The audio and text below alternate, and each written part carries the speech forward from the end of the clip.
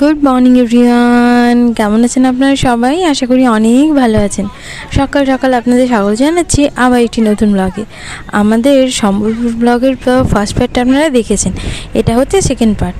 মন্দির থেকে বেরোনোর পরে আমরা গিয়েছিলাম সম্বলপুরের অন্যতম একটা ফেমাস জায়গা, যেটা হচ্ছে হীরাকুন্ড ড্যাম।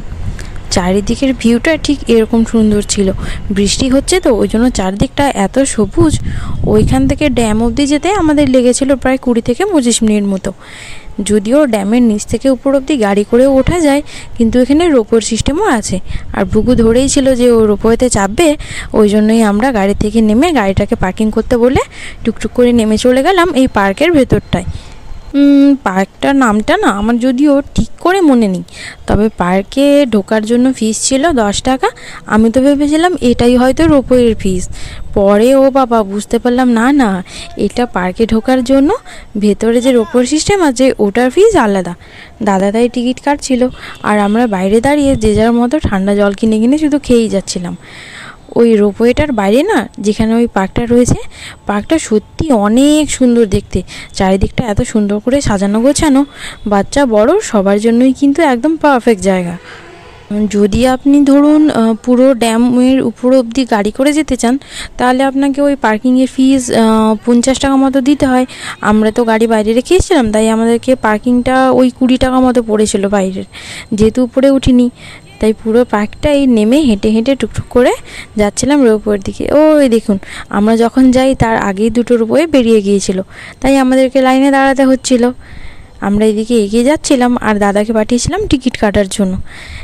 যদিও এটা খুব হয়তো শুনতে একটু অড লাগতে পারে, এটা আমার ফার্স্টবার রোপওয়েতে চাপা। এর আগে আমি কখনো রোপওয়েতে চাপিনি।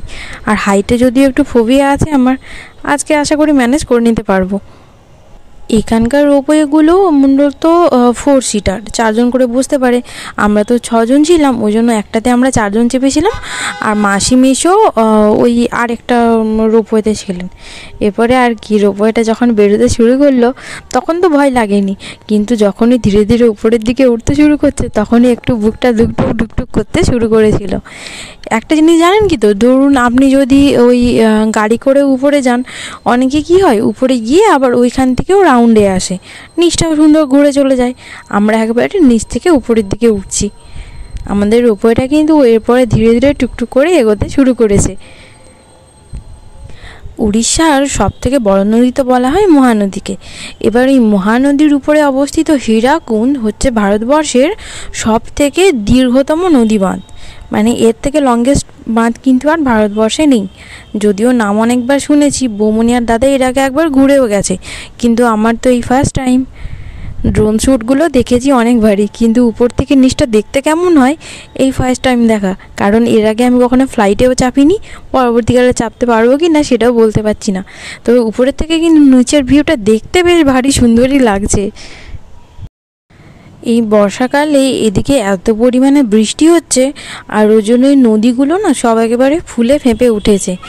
যখন ওই এতে করে যাচ্ছিলাম, ওই যে দেখুন দূরে দেখা যাচ্ছে যে ড্যাম থেকে যে জলটা বেরোচ্ছে, দেখে যেন প্রথমে মনে হচ্ছিলো ধোঁয়ার মতো বেরোচ্ছে, তারপরে বুঝতে পারলাম যে না, ওটা তো ওই নদীর জলটা। এখন অনেকটাই উপরে উঠে চলে এসেছি। পাহাড়গুলোর মাথাগুলো কিন্তু অনেক কম কম মনে হচ্ছে। এর উপরের দিকে ড্যাম আছে, আর তার সাইডে না একটা পার্কের মতো জায়গা করা আছে। জায়গাটা ভারী সুন্দর দেখতে।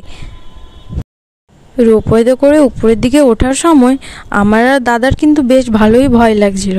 পুচকি আর মৌদি তো ভয় পায়নি, কিন্তু দেখার ব্যাপার ছিল পুকুর। ও এর আগে রোপওয়েতে চেপেছে, আজকে আবার মৌদিকে বলে এসছে যে আজকে যদি আমাকে রোপওয়েতে চাপতে দাও, এরপর থেকে কিন্তু আমি রোজ স্কুল যাব। জানি না কথাটা রাখবে কি না আদৌ, কিন্তু তাও রোপওয়েতে চেপেছে, কিন্তু একটুও ভয় পায়নি আমাদের যেখানে এতটাই ভয় লাগছিল। রোপওয়েটাই করে নিচ থেকে উপরের দিকে যেতে লেগেছিল প্রায় ওই 1.5 থেকে 2 মিনিট মতো, কারণ ওই দুদিকে রোপওয়ে নাম ছিল তো ওই জন্য একটু দাঁড়িয়ে দাঁড়িয়ে যাচ্ছিল। এই যে চলে এসেছি প্রায়। এটা দেখে নামার ওঠাটা কিন্তু বেশ ব্যাপার একটা, এমন টলর মলর করছে। চলুন এবার নেমে যাই, নেমে গিয়ে বাইরের দিকে বেরোতে হবে। এই যে পুকুর সবার আগে নেমে গেছে, ওর একটু কোনো ভয়টয় কিছু নেই। সারাদিন ঘোরাঘুরির জন্য বড়দের হয়তো এনার্জির অভাব হতেও পারে, কিন্তু ছোটদের এনার্জির অভাব কোনো দিনই হবে না। এবার উপরে এসে দেখি একটা ওয়াচ টাওয়ার আছে, কিন্তু নিচে ওই পার্কের জন্য যে টিকিটটা কেটেছিলাম ওই টিকিটটা দিতে হতো, যে টিকিটটা দাদা না বুঝেই নিচে ফেলে এসেছিল, ওই জন্য আমরা আর ওয়াচ টাওয়ারে উঠতেই পারিনি। তারপরে কি ভাবলাম যে ঠিক আছে, তাহলে ড্যামের যে ভিউ পয়েন্টটা আছে ওইখান থেকে দেখব। নিচের দিকে জায়গাটা কিন্তু ভারী সুন্দর করে সাজানো। চলুন এবার নিচের দিকে নেমে যাই। দাদা সামনে ছিল আর আমি পিছনে, আর বাকিরা পরপর নেমেই আসছিল। সাইডের দিকে সিনারিগুলো বেশ সুন্দর, আর চারদিকটাও বেশ সাজানো গোছানো করে রাখা। নিচে দেখলাম বেশ কয়েকটা ছোটোখাটো দোকানে রয়েছে, খিদে পেলে কিছু খাওয়াও যাবে। চলুন নেমে যাই এবারে। আপনাদেরকে না নিচের দিকে নেমে ওই নদীটা আর এদিকে ড্যামটা দেখাবো। আমার নিজেরও খুব দেখার ইচ্ছে আছে যে ড্যামের আগে নদীটা ঠিক কতটা চওড়া। যখন মন্দিরের কাছে দেখেছিলাম তখন তো দেখে আমার নিজেরই বড্ড অবাক লাগছিল যে মহানদী সত্যি জলে এতটা পুষ্ট হয়ে আছে, কারণ বর্ষার আগে আমি সত্যি নদীটাকে দেখিনি। ও বাবা, এখানে এসে তাকিয়ে দেখি এই পাশ থেকে তো ওই পাশে দেখাই যায় না, শুধু মাঝখানের ওই টিলাগুলো দেখা যাচ্ছে। আর আমি এতটাই বেটে ওইদিকে ওই ইটগুলোর উপরে দাঁড়িয়ে দাঁড়িয়ে দেখছিলাম। চলুন এবার ভিউ পয়েন্টটার দিকে যাই। পার্কটাতে কিন্তু গাছপালা আর এমনি ঝর্ণা টর্না দিয়ে বেশ সুন্দর করে সাজানো।